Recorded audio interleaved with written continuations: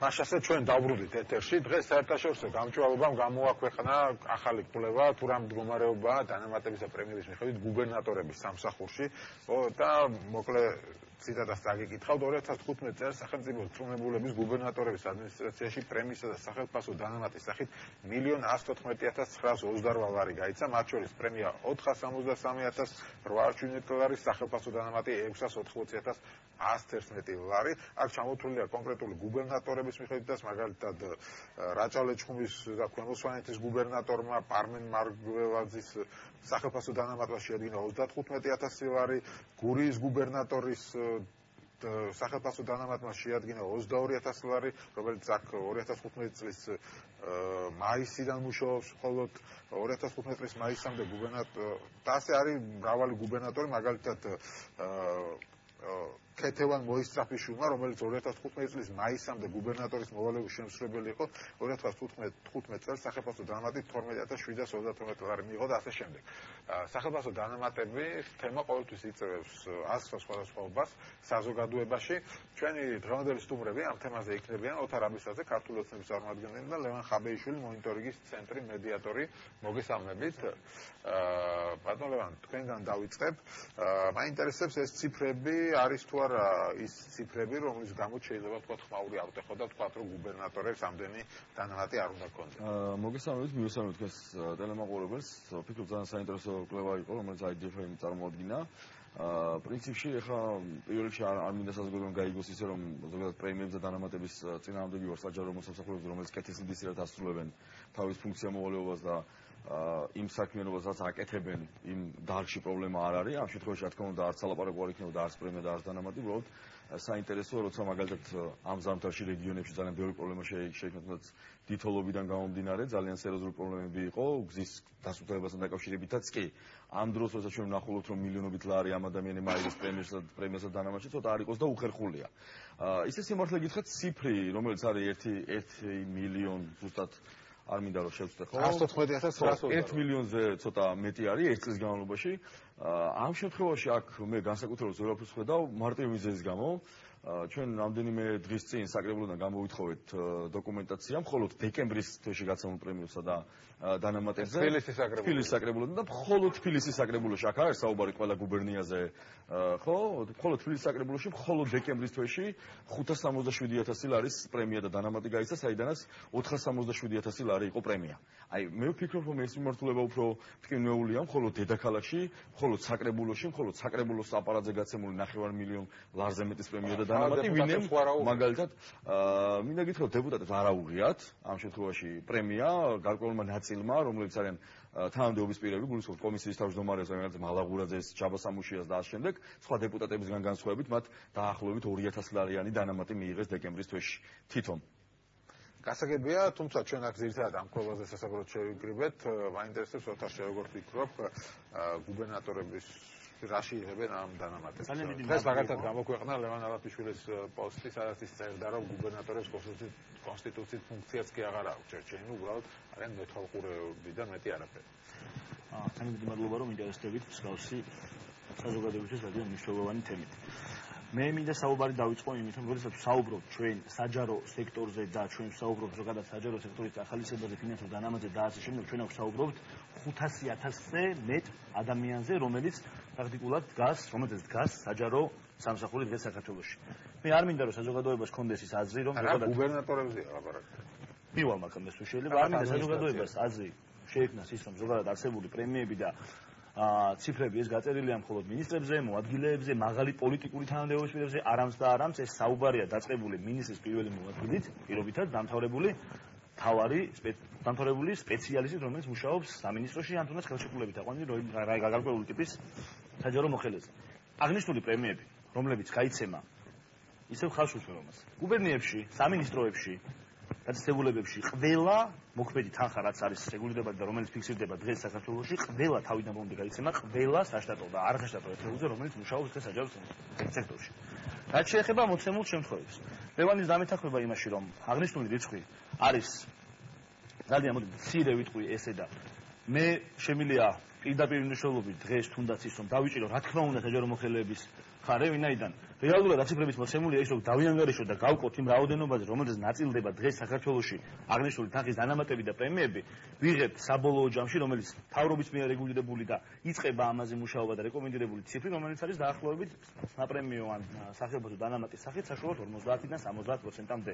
ლევანი საჯარო მოხელე იყო და მან იცის ძალიან კარგად როგორ ხდება ეს პრემიერების და დანამატთან ფინანსური და სახელმწიფო დანამატის. შეიძლება რომ ამდენი სალაპარაკო არ იყოს და იყოს მხოლოდ ხელფასი. თუმცა არის ხელფასი რაღაცაჭიროდ და მე შემიძლია გითხრათ შემდეგი რა.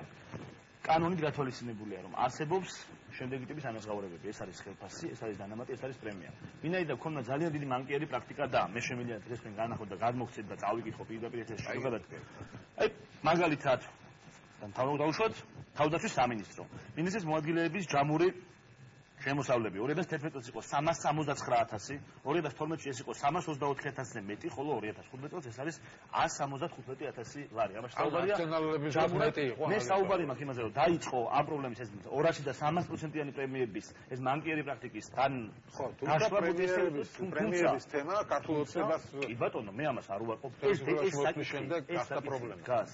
ისეთ სიხშირობის უნდა დარეგულირდეს და მთავრობის ანგარიშიც იყო ნახსენები, რომ 2016 წლებში იწყება ამის საჯარო სამსახურის რებრენდინგის და ამის დაფინანსების სრული ჩარჩოებში მოქცევა, მაგრამ არამც და არამც ვიზახი ამას სრული პასუხისმგებლობით, რომ ნებისმიერი საჯარო სამსახური ისეთმა სამინისტროს თუ ხევუწყება დგას იმ დეპარტამენტის უფროსის მოადგილეებზე, მთავარ სპეციალისტებზე, სამართლის მოდია გუბერნატორებზე ვისაუბროთ, მაგალითად 35,000 ლარი, 22,000 ლარი მხოლოდ მაისისთვის და წლიური თუ არ ხო 35,000 ლარი თეორია კი ბატონო. დათვალეთ. ეს ხო დანამატი, ეს ხო პენზიის ხელფასი არ არის, ეს ხელფასზე დანამატი. შესაძლებელია გაყავით რამდენზეა საუბარი. მხოლოდ გუბერნატორზე მე არ წამიკითხე. მხოლოდ გუბერნატორზე ამ შემთხვევაში. ამას მაგალითად რაჭა ლეჩხუმის. ასევე არის მაგალითად გია სულაქველიძე, რომელიც თანამდებობაზე 2015 წლის მაისიდან დეკემბრის ჩათვლით მარტო 22,000 მას ყავს თავისი სამხედროების სამსახური, რომელიც ათასებულია მთავრობის ადმინისტრაციაში, შესაბამისად სრული ფინანსური ანგარიშ ვალდებულებები აქვს მას თავის პოლიტიკურ ხელმძღვანელობასთან. ჩვენ ვსაუბრობთ სისტემაზე, ზოგადად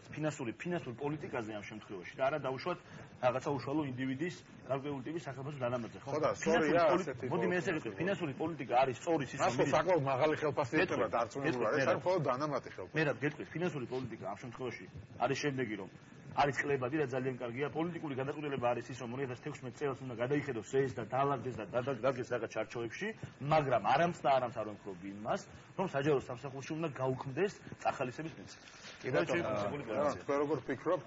ძალიან მოკლედ გინდათ ნაციონალურ მოძრაობის დროინდელი პრაქტიკა იყო უფრო ცუდიო ამბობს. მე მარტივი რატო გახდა ქართული ოცნების დროს ეს მარტივი ციფრები მინდა მოგიყვანოთ. ეხლა ირაკლი თქვა რომ რაღაცა კონკრეტული მაგალითები მოიყვანა. მე უფრო შევსწავლე გეტყვით 2012 წელს შრომის ანაზღაურების მუხში რაც იყო საქართველოს ბიუჯეტში, იმასთან შედარებით 2016 წელს 399 მილიონი ლარით მეტია გათვალისწინებული და შესაბამისად მე მგონი ძალიან მარტივია, საზოგადოებამ გამოიტანოს დასკვნა, როდის მეტი იყო და როდის ნაკლები იყო, მთავრობის ანუ ადმინისტრირების მართლობასთან მაგაზე ამბობდა რომ ჯარისკაცებს და პოლიციელებს გაუზარდეთ. თუ შეიძლება დავასრულებ, ირაკლიმ გააკეთა აქცენტი რომ ეს ამდენ ადამიან ოთომ უკაცრავად გააკეთა აქცენტი ამდენ ადამიანზე ნაწილდება, მე მგონი ამაზე კიდევ გავაკეთოთ აქცენტი, რა საქმე გაკეთდა. ქვეყანაში რა ეკონომიკური მდგომარეობა, როგორი სიტუაცია აქვს მოქალაქეებს და რა ფონზე იღებენ ეს ადამიანები პრემია დანამატებს, აი ამაზე უნდა ვისაუბროთ. რაც შეეხება ციფრს, რომელზეც თქვი მე რომ სულაც არ მაკვირვებს ეს, იმიტომ თქვი რომ ვიცი ქართული ოცნების მადა და კიდე გავუდინებ თქვი რომ ამ შემთხვევაში ვერ დავინახე ის რაც მაგალითად თქვი რომ საკრებულოზე ეხა ანუ ამიტომ თქვი და არა იმიტომ რომ ეს ციფრები არის დაბალი. მით უმეტეს მაშინ როცა გუბერნატორებს ფაქტობრივად არანაირი ფუნქცია აღარ აქვს უკვე რეგიონებში და ფაქტობრივად გადაწყვეტილების მიღების პროცესშიც კი ვერ ერთვებიან, ამ მიმართულებით ამ ხელათანხების გაცემა გუბერნატორებზე და რომელსაც ეხა დანამატები რო გავყოთ ყოველთვიზე ფაქტობრივად 3,000 ლარის მხოლოდ დანამატი აქვს აღებული სარგოს გარდა, მათ აქვს ასევე ემსახურებათ ავტომობილი, იღებენ საწვავს, ყავთ ძღოლი და ასე შემდეგ. ამას გარდა აქვს ხელფასი, ანუ ამ ფონზე ვფიქრობ რომ ეს ყველაფერი არის არანორმალური და არ არის სწორი. ძალიან საინტერესო დეტალი ახსენეთ ლევან, ეს არის რა ფონზე იღებენ აღნიშნული პირები პრემიას. კი ბატონო, პრემიას იღებს პირობითად რომელიმე სამინისტროს, რომელიღაც სამმართველოს უფროსი.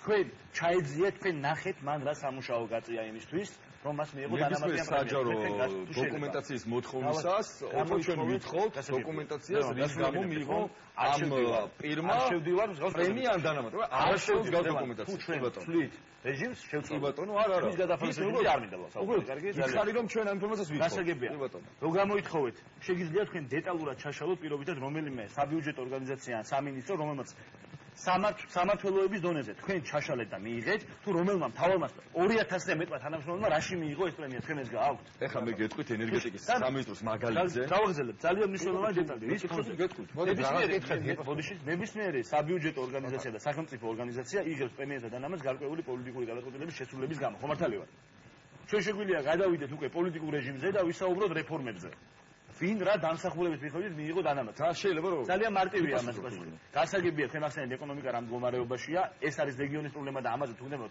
ნებისმიერ ფორმატში დაგელაპარაკებით მაგრამ დღევანდელი მოცემულობით პოლიტიკური დივიდენდები რომ მივიღეთ ის რომ რეალურად ბოლო 3 წელში გაფორმდა ასოციაციების ხელშეკრულება და ვიღებთ ვიზალიბერაციას ევროპასთან როგორც იქნა საქართველოს 90 გეტყვით ეს ყველა 94-ის მერე აბრეშუმის გზა რომელიც დაიძრა ქვეყანამ პოლიტიკური შეკვეთა რომელიც მიიღო მოსახლეობისგან იგება რეალურად კოალიციის თუ საალკო დავწუხრო ნამდვილად არ არის ხო გავუძელებ ლევან თუ შევდივარ ამის გამო ძალიან თუ შევა არა ვაცადოთ ჩვენ საუბრობთ ამ შემთხვევაში გუბერნატორების მე გამეცნ მაგაზე პასუხი რომ და მივდივარ მახამდე მე რა თუ შეიძლება რომ ამოვწურო ჩემი სალაპარაკო რაცნავს დიახ ლევან შემიძლია მე პირდაპირ გითხრათ თქვენ და ვიქნები პირველი ერთ-ერთი პირველი ფარი საჯარო მოხელეების რომ თქვენ შეიძლება ვერ შეაფასოთ რომელიმე სამართლოს უფროსის ან რომელიმე დეპარტამენტის უფროსის მოადგილის შრომა რომ მან მაშინ მიიღო პრემია თქვენც იყავით ერთ-ერთი სამსახურის უფროსის მოადგილე თქვენც მიგიღია დარწმუნებული ვარ დანამატი ამ პრემია არ უარყოფთ ეს თუ შეიძლება რაღაც მიზერული თანხა ან არამიზერული მნიშვნელობა არ აქვს მაგრამ მიიღეთ ეს არის დანერგილი პრაქტიკა გაწეული შრომის და მიხედვით არის ბატონო მიღებდით პრემიას რა თქმა უნდა ვიღებდი პრემიას და ვიღებდი დანამატსაც უბრალოდ ახლა მე ჩემს არგუმენტებს ვეთქვი ოთოს იყო რიგ შემთხვევაში 800 ლარი, იყო რიგ შემთხვევაში 1000 ლარიც ყოფილა, მაქსიმუმ ალბათ 1000 ლარი, შეიძლება ცოტა უფრო მეტი ან შეიძლება ცოტა უფრო. თქვენ ამბობთ რომ 500.000-მა საჯარო მოხელემან მეტმა პრემია არ უნდა მიიღოს. კონკრეტულად როგორ არ უნდა მიიღოს, ხო და მე თავიდანვე ვთქვიოთო რომ მე არ ვარ თავიდანვე, ხო?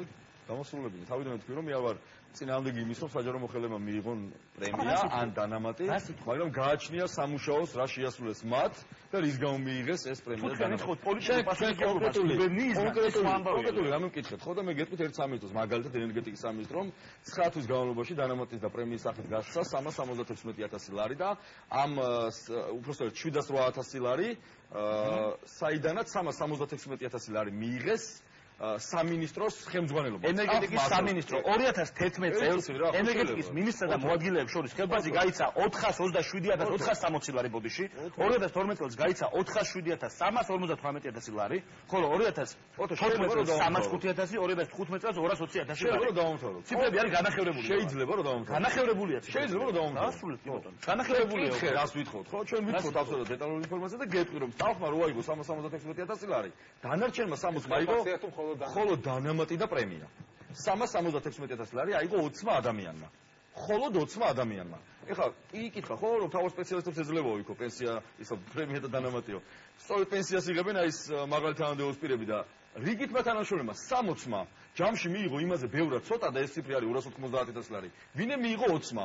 მე მგონი ეს გარკვეულ ადამიანს საზოგადოება გაიგებს ეს პრემია და დანამატი მისთვის არის. ხო მაგალითად თანამდებობის პირები და ასე შემდეგ. ასევე მინდა თქვა, რაც თქვა რომ თქვენ მოითხოვეთ დოკუმენტაცია. ჩვენ მოითხოვეთ დოკუმენტაცია ენერგეტიკის სამინისტროდან მიულინებეში დახარჯულ თანხებთან დაკავშირებით, რომელიც არის 9 თვეში 111.712 ლარი. არც ერთ მიულინებაზე არანაირი დოკუმენტი არ არსებობს, რა შედეგი დაბრუნდა კონკრეტული მაგალითად თანამდებობის პირი, თუ იყო უბრალოდ გასეინებაზე ან პრაღაში ან საფრანგეთში ან მილანში ან სადმე. ჩვენ ვითხოვდით კონკრეტულ ინფორმაციას და ამაზე პასუხები არ არის. და სამწუხარო არის ეს რეალობა და ასევე მე ხაზგასმით აღვნიშნე რომ ამ მიმართულებით 2016 წლის ბიუჯეტში 389 მილიონი ლარით მეტია გათვალისწინებული. ეხლა რაც უნდა ვიკამათოთ ჩვენ რომ წინა ხელისუფლების დროს თუნდაც ვიღაცა უფრო მეძღებულო და მათი პოლიტიკური პასუხისმგებლობის საკითხზე დადგა და მე ამაზე კამათს არ ვაპირებ და 2012 წელს ნაციონალური მოძრაობამ არჩევნები წააგო და ასევე ძალიან ესე ვთქვათ ქართული ოცნების წარმომადგენლებს მინდა უთხრა აუცილებლად რა თქმა უნდა 2016 წელი არის ქართული ოცნების ბოლო ხელისუფლებაში ყოფნის ძალიან მინდა ოთოს უთხრა როგორც ქართული ოცნების წარმომადგენელს აქ საუბრობდა რომ თავარი სპეციალისტები და რიგითი საჯარო მოხელე და ამ შემდეგ საპატრულო პოლიციის თანამშრომლებს და კრიმინალური პოლიციის რიგი თანამშრომლებს 2012 წლის შემდეგ არც ერთი ლარით ხას უსვამ, არც ერთი ლარით არ მომატებიათ ხელფასს. მაშინ, როდესაც საპატრულო პოლიციის თანამშრომლებს ყოველ ახალი წლის დადგომის შემდეგ მინიმუმ 50 ლარით ეზდებოდათ ხოლმე ხელფასს და ეს იყო ტენდენცია 2006 წლის შემდეგ. ეს შეუძლია რომ ოთახს გადაამოწმოს ან ნებისმიერი პატრულის თანამშრომელი დაგვილებოდა. ასევე კრიმინალურ პოლიციასთან მიმართებაში 2012 წლის შემდეგ ამ ადამიანებს არც ერთი ლარი არ დამატებიათ. სამაგიეროდ მინისტრები, მათი მოადგილეები ღებულობენ საკმაოდ სუყე ანაზღაურებას სამგოსაც და პრემიასაც დანამატად. დიდი მადლობა ძალიან საინტერესო მოსაზრებისთვის. ლევან, რაც შეეხება ბიუჯეტში თუ არის გაწერილი ის, რომ ხდება გარკვეული ტიპის ფასდამატი, ამ შემთხვევაში ეს მოცემულია სახელმწიფო ან მსგავსი ტიპის ხარჯებში, ეს გამოწვეულია იმ, რომ სახელმწიფო სერვისები იზრდება და ფართოვდება საქართველოში დღეს. ემატება იუსტიციის სახლები, შენდება ახალი პოლიციები, შენდება ახალი სკოლები მათ შორის, ლევან. შესაბამისად, შეგიძლია რაოდენობები დამისახელო იუსტიციის სახლების საბიუჯეტო სახლები, ლევან, მე თქვენ გასრულებინებდით. შენ ჩამეჭერდა მითხარი რა კონკრეტული ციფრი, რამდენი იუსტიციის სახლი აშენდა და რამდენი ახალი პოლიცია. ციფრი. ლევან, ციფრი გისმენ. ლევან. და ვაგრძელებთ ამ რეჟიმში. ციფრი. ახალი პოლიცია რამდენი? ლევან, ამ რეჟიმში. კი ბატონო. ამ რეჟიმში საუბარი. ახლა პასუხი არ გაქვს, კი ბატონო, ვთქვა გისმენ. ძალიან დიდი ბოდიში, მაგრამ შეიძლება აქ ძალიან ბუნებრივია ეს რომ რამდენი პოლიცია ლოგისტიკურად დამატებული შენობების შესახებ ინფორმაციას აუცილებლად მოგაწვით თქვენ შინაგან საქმეთა სამინისტროს სამწუხაროდ ეს სხვა ფორმატია და მე არ გახლავართ შინაგან საქმეთა სამინისტროს თანამშრომელი შესაბამისად ახალი აშენებული პოლიციელების რაოდენობა შენობების რაოდენობა და მათში დასაქმებული ადამიანების რიცხოვნობა ეს ჩემი კომპეტენცია არ არის. არგუმენტად ვამბობ იმას, როცა არგუმენტად ვამბობ იმას. რაოდენობა. რუსეთის იუსტიციის სახლი გახსნა ქალბატონმა წულწრაფად არაფათ არ ვარგა. 2.400.000 ლარი დაიხარჯა და დღეს ედავებიან კომპანიას რომ უხარისხოდ არის შესრულებული და სხვათა შორის მედიატორის გამოძიებული იყო ის რომ კომპანიამ ის რა ქვია, კარგად არ შეასრულა სამუშაოები. ლევან, თუ საუბრობთ ჩვენ თემაზე, კომპეტენციის ფარგლებში ძალიან გთხოვ ვესაუბროთ ერთმანეთს. ჩემი კომპეტენცია ნამდვილად არ არის ის, რომ მე ვიცოდე, რამდენი ადამიანი მუშაობს შესაძლოა სამინისტროს ახალგაზრდულ პოლიციაში, მაგრამ ფაქტი, როდესაც იზრდება ბიუჯეტი, რა თქმა უნდა, ეს გამოწვეულია სასტატო ან სახელმწიფო ერთეულების დამატებით და ზოგადად სახელმწიფო სერვისების გაფართოებით. მე იმას ხები არის თორე ხაბერილიო. რა თქმა უნდა, ამაზე ვისაუბრებ. აგებული რეგიონულად გასაგებას არაპირებს არავინ, ლევან. ხო, ან იგივე რეგიონებში მაგალითად სიპები საერთოდ რასაკეთებელი. კი ბატონო მე. ეს პრობლემა საქართველოში იდგა დგას და ეს ძალიან დიდი პრობლემაა. ეს იმის ნიშანია ეკონომიკურად რომ ვილაპარაკოთ ჩვენ რომ რეალურად დასაქმებას ვექცის ეთყობა ბიზნესი. და ეს ყველას მოთხოვნა და ყველა სურვილია რომ ბიზნესში დასაქმდეს მეტი ვიდრე დავუშვათ საჯარო სამსახურში, რა თქმა უნდა. მაგრამ დღევანდელი მოცემულობით ბიუჯეტში ნაზადი რომ იგულისხმება საბიუჯეტო ან სახელმწიფო მიმართულებით ეს გამოწვეულია სერვისების ან გაზრდილი შტატებით. გაზრდილი შტატებზე რა თქმა უნდა მიუხედავად იმისა რომ დღეს წარმოვიდგენ ხელისუფლებას ეს საკითხი დგას და რა თქმა უნდა ეს პრობლემაა ზოგადად ქვეყნისთვის. ამას არ უარყოფს არავინ. და რა თქმა უნდა ყველას ურჩევნია ის რომ ეკონომიკურ სექტორში ბიზნესში დასაქმდეს მოსახლეობა და არ იყოს სახელმწიფო თავარი დამსაქმებელი. რა თქმა უნდა ლევან, ამას არავინ არ უარყოფს. მაგრამ აქტივისტებს ვასაქმებთ აი კომპეტენციას ნუ გავწდები დავასრულებ კომპეტენციას ლევან არ გავწდეთ ჯობია იმიტომ რომ მე ნამდვილად არ მომეთხოვება ისო ვიცოდე პირობითად რამდენი რაოდენობა პოლიცია იქნება ამ შემთხვევაში როცა ბიზნესი ვერ ასაქმებს ანუ აქტივისტები უნდა დასაქმდნენ პარტიულ რეგიონებში ისიც როგორ არის საჯარო სამსახურში აიპებში და ასე შემდეგ ისიც როგორ არის პარტიის აქტივის დასაქმება ეს ძალიან ფართო მცდებაა ხომ მე მჯერა და ძალიან ბევრი მე ვიყავი ქართული ოცნების კოალიციის ახალგაზრდულის თავმჯდომარე. მეც გაუწია ძალიან სიამოვნებით გაუწევ კიდევ რამოდენიმე რეკომენდაციას ძალიან ნიჭიერი თაობა იყო და არის ქართული ოცნების ახალგაზრდული ორგანიზაცია. შესაბამისად, ამ კონტექსტში ამის განხილვა რომ პარტიის აქტივის საქმეება ნაკლებად აქ საუბარია იმაზე რომ როგორც პარტიაში როგორც ყოფილ ხელისუფლების პარტიაში პირობითად იგივე დღეს იყვნენ არიან და ყოველთვის იქნებიან პოლიტიკური რაღაცა ისტაბლიშმენტური სისტემის დაინტერესების ადამიანების ძალიან ნიჭიერი თაობა. ამაში პრობლემა არ არის არაფერი. მაგრამ არც იმას არ გამოურიცხავ, რომ იყოს როცა პარტიული ნიშნით ხდება, ხო ეს ისიც როგორ არის? ამ ყველაფერს ყავს თავისი მონიტორინგი, ამ ყველაფერს არსებობენ არასამთავრობო სექტორი, ორგანიზაციები, რომელთაც ძალიან მარტივად შეუძლიათ მე დღეს საუბრობ ზოგადად ამ მიმართულების პოლიტიკაზე და არა რომელიმე უშუალო საბიუჯეტო ორგანიზაციის გარკვეული ტიპის ადვოკატირებას არ ვეწევი მე დღეს რა. თუ ჩვენ დღეს საუბრობთ იმაზე, რომ პოლიტიკაზე პოლიტიკა ერთია. თქვენ შეგიძლიათ ლევან თუ აღნიშნული დავუშვათ პროტესტული პრობლემა არსებობს ორგანიზმის მიმართეთ, იმას ყავს თავისი ხელმძღვანელი. ძალიან მიმართეთ, ძალიან გამოვიწეთ მაგალითად. მე სამწუხაროდ კალაზის დაკავშირება და ახალგაზრდა ადამიანებს თუ ჩვენ საუბრობთ პოლიტიკაზე საქმე აღძრული 332 პუნქტი თანამდებობის უფლებამოყრობის ბოროტად გამოყენებას ეხება. ვილაპარაკოთ პოლიტიკაზე. თუ მივდივართ ჩვენ უშუალოდ სისტემებში ჯობია მაშინ ეს თემები განიხილოს დარგობრივ ხელმძღვანელს. გასაგებია, ლევან, თქვენ ახსენეთ, რომ ახი კალაძის ცოლის მაზზე სამართლის საქმე აღძრული, ანუ უშუალოდ მაზზეა აღძრული? კი, საქმის წარმოება დაიწყო. ასეთი რამ არ გამიგია, რომ უშუალოდ მაზზე. არა, საქმე, მე გეტყვით ახლა გუშინ მაგალითად ჩვენი არასამთავრობო ორგანიზაციის ერთ-ერთი დამფუძნებელი გივი კუბლაშვილი იყო დაკითხვაზე. ჩვენ პროკურატურას შევიტანეთ წერილს, სადაც დავურთეთ შესაბამისი დოკუმენტაცია, რასთან დაკავშირებითაც საჯაროთაც არაერთი განცხადება გავაკეთეთ, რომ გიორგი არეშიძემ, რომელსაც უმაღლეს საბოლოო ჯამში გამოირკვა, რომ უმაღლეს განათლება არ ქონდა ერთ წელი ისე იყო განათლების სამსახურის უფროსი, გაუფორმა ხელშეკრულება მისავე თანამშრომელს, რომელსაც ერთი თვის ადრე ხელშეკრულებამდე დააფუძნებინა აიპი და ჩაურიცხა 95,000 ლარი. ეს არის ყველაფერი საჯარო ინფორმაცია, ერთი თვის ადრე რომ დააფუძნა ამას ამბობს საჯარო რეესტრი, ის რომ ის თანამშრომელი იყო ამას ამბობს ქალაქის მერია, ის რომ ხელშეკრულება გაუფორმეს, ამას ამბობს მათივე გაფორმებული ხელშეკრულება, ის რომ 95,000 ლარი ბატონო ტენდერის გარეშე, დიახ, ერთ წუთთან მოლაპარაკების გზით. ამ საქმესთან დაკავშირებით გუშინ დაიბარეს გივი კუბლაშვილი, გამომძიო რომ მას უთხრა რომ საქმე არის აღძრული 332 მუხლით, რომელიც გულისხმობს თანამდებობრივი უფლებამოვალეობის ბოროტად გამოყენებას, შესაბამისად ჩვენ ყოველ შემთხვევაში გვაქვს იმედი რომ გამოძიება ლოგიკურ დასასრულამდე მივა. ესეც ერთ-ერთი საინტერესოა მართლაც რა დასასრულამდე. მე ვიცნობ გიორგი არეშიძე ძალიან კარგად. მე როდესაც გახდით წეგა როგორც ვახსენე კოალიცია. მე ვწუხარ სხვათაშორის ამ ამბის გამო და მე ძალიან არ მიხარებს ახალგაზრდა ადამიანს სიახლოვე მდგომარეობაში. გიორგი იყო მაშინ პარტია ქართული სემის ახალგაზრდობის თავმჯდომარე იყო ჩემი მოადგილე და არაჩვეულებრივად შემიძლია დავახასიათო მე გიორგი როგორც ყოველთვის. რაც შეიძლება დეტალს მე მართლა არ მინდა ადამიანთან არავის პრობლემა არ არის. გავაგზავნოთ ლევან თუ შეიძლება. ლევან ნუ შევალთ ამ რეჟიმში. არა როგორც ადამიანთან არც მე მაქვს პრობლემა. ჩვენ თუ ვართ ახალი თაობა მოდი ესე ვიტყვი ხომ ჩვენ გვინდა პოლიტიკური სტანდარტების ამაღლება დღეს. პოლიტიკური სტანდარტების ამაღლება თუ გვინდა ჯობია დებატის კულტურით დავიწყოთ. ჩვენ საზოგადოება გვიყურებს და თემას დაუბრუნდები რაც შეეხება. კი ბატონო, თუ ამ საქმეზე არსებობს გარკვეული ტიპის საგამოძიებო კითხვები, ამას დასვავს ინსტიტუტი და არა ადამიანი. ადამიანებს შეუძლიათ ამ დასმულ კითხვებზე უდანაშაულობის პრეზუმპციის დარღვევა არ შეიძლება, რომ ადამიანი მოგიხსენოს ამასავე, თუ შეიძლება ეს ერთი. მეორე, თუ არსებობს მასზე ბრალეულობა დამიჯერეთ, არავინ მას ხელს არ დააფარებს და მესამე, რაც შეეხება გიორგი არეშიძეს, დადასტურებულად თქვენ განათლებისა და მეცნიერების სამინისტროს ხარისხის განვითარებისთან და დაგიდასტურათ, რომ მას არა აქვს მისი დიპლომი არ არის აღიარებული, აკრედიტირებული ამ შემთხვევაში და მას არ ქონია დიპლომი დღეს აღარ არის. ის არ გვინახია, რომელიც არ არის აკრედიტირებული. შეიძლება. აი ამაზე ვსაუბრობ. უდანაშაულობა არ ნიშნავს მარტო იმას, რომ ადამიანს წილი დასწამოს შესაძლოა დანაშაულში. ნებისმიერ მოცულები თანამდებობა დატოვა და ამით ყველაფერი. თანამდებობა რომ დატოვა, შეიძლება. ყველაფერია ნაცვლად. თანამდებობა რომ დატოვა, დიპლომი არ ქონია და უმაღლესი განათლება არ ქონია. არის საუბარს მართლა არ ვაპირებ. ჩვენს თემას დაუბრუნდეთ და შევაჯამოთ. საბოლოო ჯამში ლევან, როცა თქვა ადამიანები არიან დასაქმებული საჯარო სექტორში, ერთია თუ თქვა არის მათი რაოდენობა მეტი და გადაჭარბებული, ამაზე დავა შეიძლება, მაგრამ რაზეც ოთარი საუბრობს, რომ ადამიანები თუ მუშაობენ, მათ უნდა აიღონ ხელფასი, აიღონ დანამატი. ძალიან მოკლე მაგალითი გეტყვით, რაც ვიცი. აიღონ ამ შემთხვევაში დავასრულებ პრემიას. ჩვენ ბევრჯერ მოგვისმენია ასეთი განცხადებები, რომ